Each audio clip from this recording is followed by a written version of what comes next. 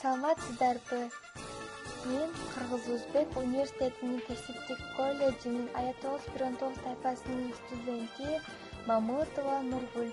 Мен сиздерге Улуу ата мекендик согушунун катышуучусу ардагер Чоңатам Мамедов Нурдунажы тууралуу баяндап бермекчимин. Чоңатам алгач Смоленский жергесинде артиллериялык аскердик бөлүктөгү 76 мийлүү пушканын таамай атуучу наушниги болуп кызмат өтөй баштаган. Жакшы тез кыймылдап, жакшы шандагайлыгын көргөзгөндүгү үчүн Чоңатамга гвардиянын кенже сержанты деген наам берилет.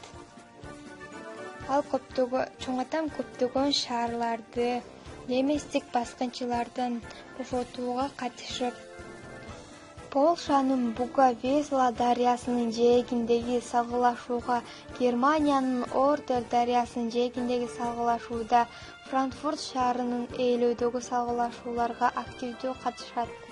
Берлин шаарына 1945 жылы 1-майында советтик жоокерлер менен чогуу кирип келишет.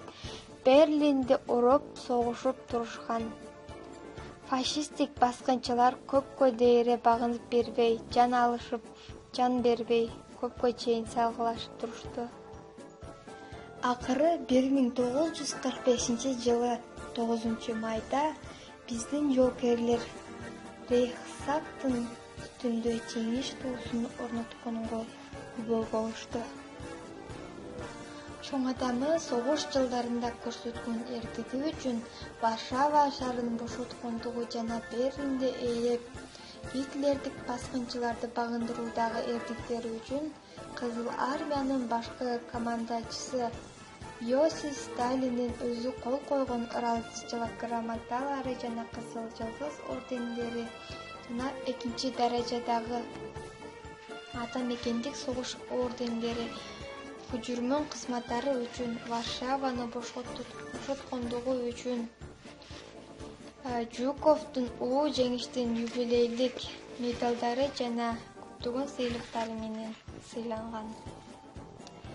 Чоңатам согуш бүткөндөн кийин да 1947 жылга чейин Берлинди ороп кармап турушкан. Андан кийин 1947 жылдын аягында өз жери өз мекенине кайтып келди. Кайра кайтып келгенден кийин да Оштогу Жапалак айыл өкмөтүндөгү жашылча жемиштер өстүрүүчү урукчулук станциясында бригадир, кийин партком, партиялык уюмдун секретары болуп иштеген. Ал жерде бир канча көп жыл иштегенден кийин өзүбүздүн Араван районундагы Маңатайлуу өкмөтүнө келип, бакта өстүрүү боюнча бригадир болуп көп жыл эмгектенген. Андан сырткары коммунисттик патриот адам, жакшы тарбиячы, көптөгөн насааттарын берип жүргөн дыйкан, багбан, эң мыкты адам болгон. Чоңатам 2006 жылы Ажыга барып, ажылык милдетин аткарып келген. Ажы сапарынан эсин-суу, тынчсыздыкта келди. Кийин Чоңатам согуш мезгилинде аябай ооруп берип, ошол оорунун айынан катуу ооруп калып, 2011 жылы 9 апрелде бул дүйнөгө кайткан. Азыркы учурда Чоңатамдын 6 кыз, 3 уулу бар.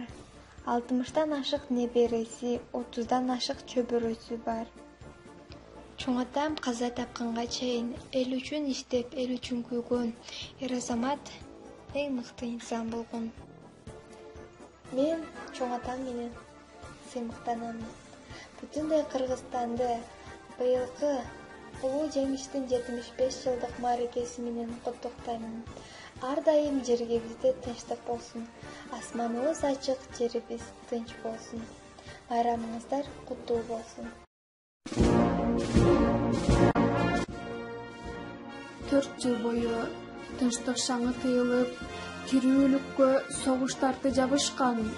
Жап-жаш бойдон даалай жоокер кырылып, жер алдынан түбөлүк жай табышкан. Биримдик ынтымакта жашаган жай турмушта, бейкапар бейкыжалат, беришен бай турмушта. Чаң чачкан согушуу, чаңырык чакыргандай, тынчтыктын күнү учуп, туушупту кай турмушта. Аттанып келди, балдарын таштап коюп, коштошуп калды апа, көздөрүн жаштап коюп. Орундуу ишке ашпай, ой максат, кыял калган. Коштошуп түгөй менен, кош бойлуу аял калган. Сүйгөнүн таштап коюп, сүйүктүү жигит кетип, тоз топур калды үйдө, тойго деп даярдалган. Жыргалда жашап баары, бутунан сыз өтпөгөн. Бактылуу жазды көрүп, башынан көз өтпөгөн. Жан алгыч келген кезде, жарылган дузот менен бой доктор кетти канча, бетинен кыз өтпөгөн.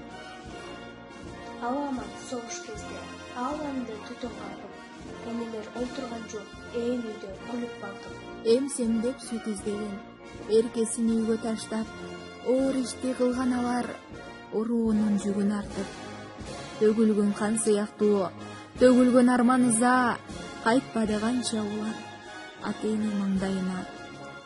Кырчындай өмүрлөрүн кыйшып тынчтык үчүн алып келген ушул күндө алмашып жандарына. Жазылып калды алар өрүмдө акындардын, көл болуп акты жашы көзүнөн жакындардын. Ар жылы жеңиш күнү аянтка чыгып алып, майрамдап турса керек.